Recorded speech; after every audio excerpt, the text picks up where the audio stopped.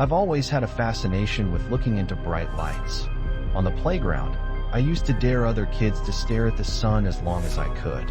When I got a bit older, I used to bet on it.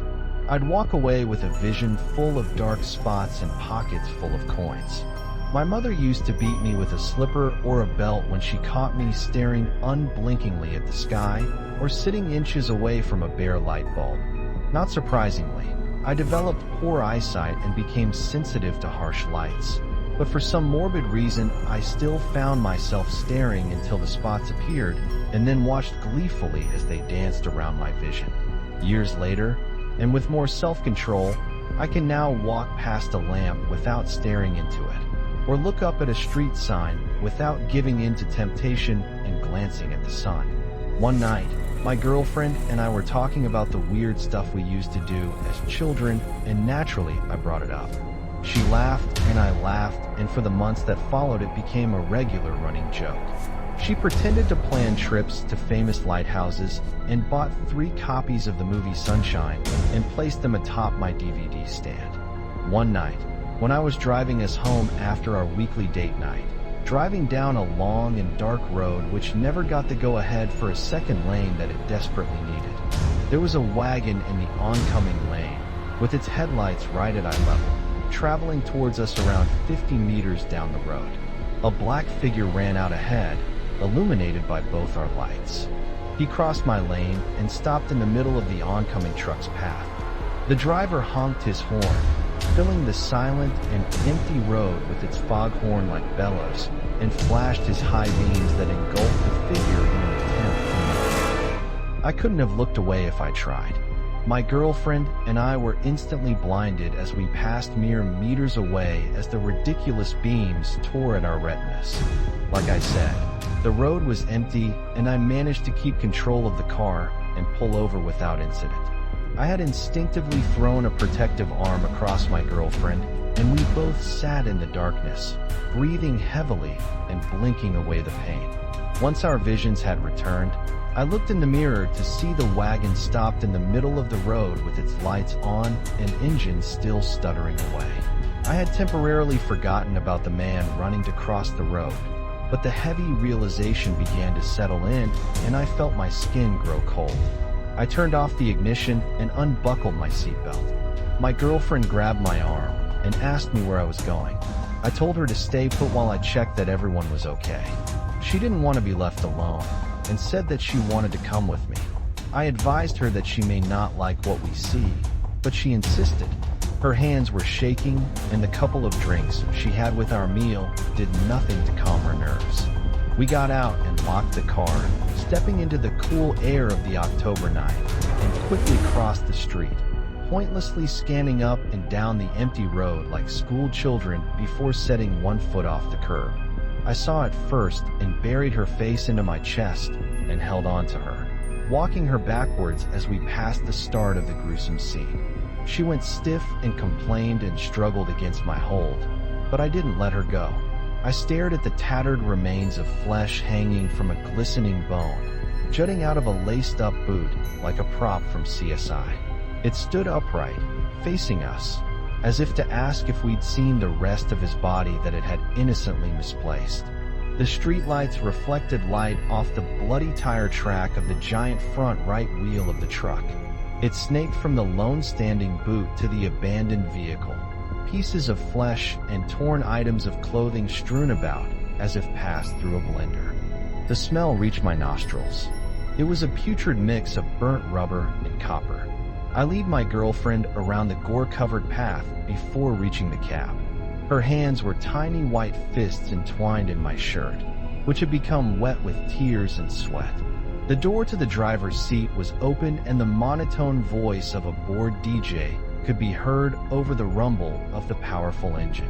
The driver was nowhere to be seen. I looked around. No other car had passed on this usually busy length of road, and nothing but dense bushes and trees stretched on as far as I could see. I pictured the driver, a fat middle-aged man tripping over his shoddy boots and spoiled jeans as he blubbered his way through the branches. I placed a hand on the back of her head and told her that I had to phone the police. My voice cracked and I realized that I was crying. It took several seconds to collect myself before calling. The operator sounded as bored and disinterested as the DJ, and I told her where I was and what had happened through painful sobs that made me cling to my girlfriend as much as she clung to me. They put me on hold.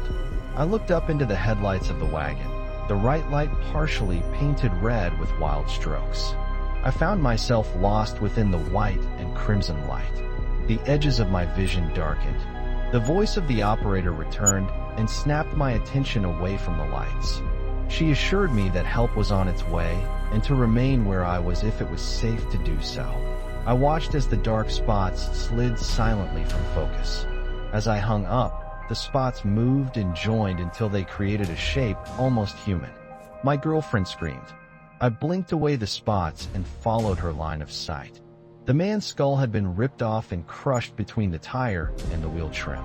His face was hanging loose, his eyes now dark, bloody holes, and his thick black mess of a beard dripping with teeth and gore. I stood between her and the truck and pulled her in so close that my ribs hurt. She shuddered in my arms, and we both cried as the sirens grew nearer. I came home from work exhausted, frustrated, near tears and starving. I opened the empty cupboards and fridge to remind myself that they were indeed empty. She did the shopping, used to do the shopping. She wasn't here anymore. I collapsed onto the sofa and stared at the half-bare bookcase, the half-empty DVD rack, the 3 copies of Sunshine, and sighed. The boxes were in the corner of the room. Everything I thought she'd want, everything she bought or made. Everything was neatly sealed, apart from the 2 lampshades that wouldn't fit inside the last box. The table over my shoulder now supported a thick black pole with a bare, white bulb atop it like a hideous and oversized candle. I could see it in the mirror on the wall, and as my body relaxed, my eyes were unable to move from its reflection. My life had become numb since the accident. After losing her job, my girlfriend was diagnosed with depression and some sort of PTSD. They filled her full of pills that had her sleeping for 18 hours a day. Money became tight, and my performance at work got worse. We argued when she was awake, and I sulked and stressed when she was asleep. After a month, I decided that she needed to go to her mother's if we had any chance of rebuilding our relationship. She went after 2 days of fighting. 2 weeks later, we decided to call it off permanently. My eyes pleasantly stung as I watched the swallowing darkness reach 1,000 tiny tendrils into my vision. The dark spots returned when I could no longer bear to look, and I blinked happily and chased the shapes away by focusing on them. They swam and overlapped and mingled before once again coming together at the edge of my peripheries. I attempted to look without focusing, to let the shapes transform without disturbing them. 3 dark patches appeared towards the top of the merging mass, 2 dark circles above a third, messy. My phone buzzed. The dark spots disintegrated as I pulled the vibrating interruption from my pocket. It was a text from her mother. She wanted to pick up her things. A sad smile crossed my lips. Progress. They had been boxed up for a week. I replied and pulled myself from the sofa. A momentary glance into the mirror showed an unshaven, uncombed man. It wasn't until I had stepped away that I thought I saw a second, but I was tired and my eyes stung. I had drove the 10 minutes to her mother's, and we were now silently driving the return journey.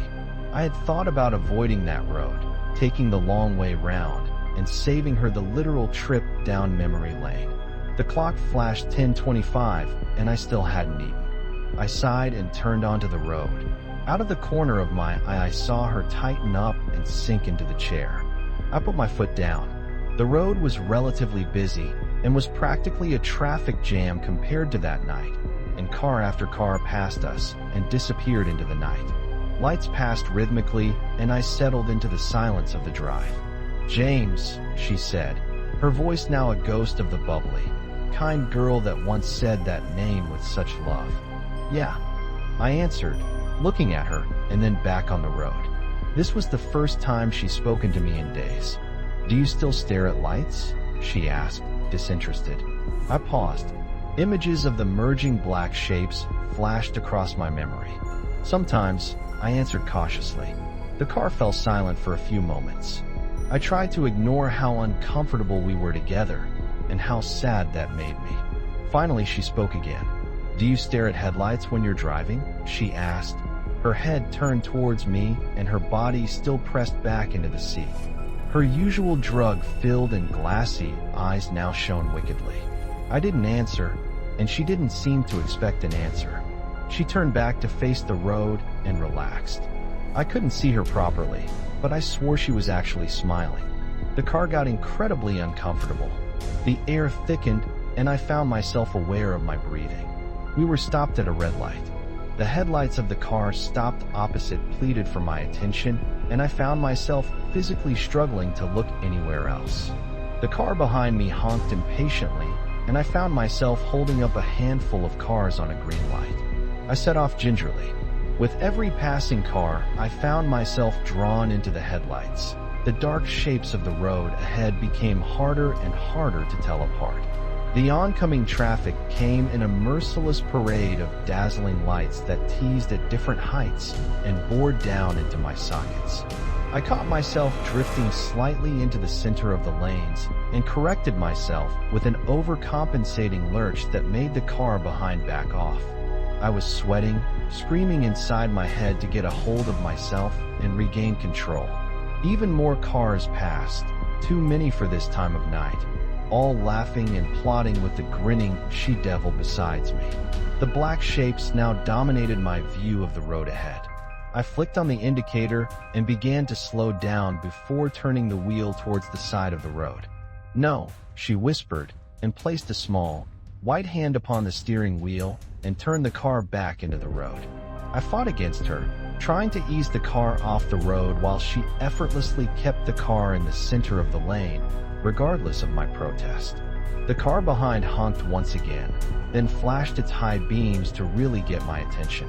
The rearview mirror exploded in a brilliant light, and my eyes snapped to it like a compass pointing north. Amidst the glare, the road now a blurred backdrop, the shapes began to mold themselves into an increasingly familiar form. I took my foot from the pedal. If I couldn't pull over, I could at least stop. The car jolted from the deceleration, and the car behind once again honked and flashed and swerved in an attempt to pass. The sound of metal crunching metal filled the car as we were jerked forward, and the seat belt slammed into my collarbone. The car behind had rammed us. I instinctively leveled my foot upon the pedal, and the engine screamed as we accelerated in the wrong gear. The flashing never stopped. The shape was now a full human figure, with two impossibly black holes in its ashen skull where the eyes should be. The unkempt beard, littered with bloody teeth and pieces of dirt-speckled flesh, moved up and down around a laughing, bottomless mouth on an unhinged jaw. We fought over control of the wheel. I couldn't see anything but the manic, silent laugh of the dark, disembodied head as it crept into the center of my vision. I squeezed my eyes closed to try and clear my view. I opened them, tears streaming down my cheeks, and turned to her, pleading. I saw my once beautiful girlfriend, her once gorgeous dark hair layered in grease, her once loving hands clutching my shirt like on that night. Her face was inches from mine, her eyes soulless black holes, her mouth spilling blood and broken teeth as she smiled a wide, dark smile. "Goodbye, James," she gurgled around, oozing red bile.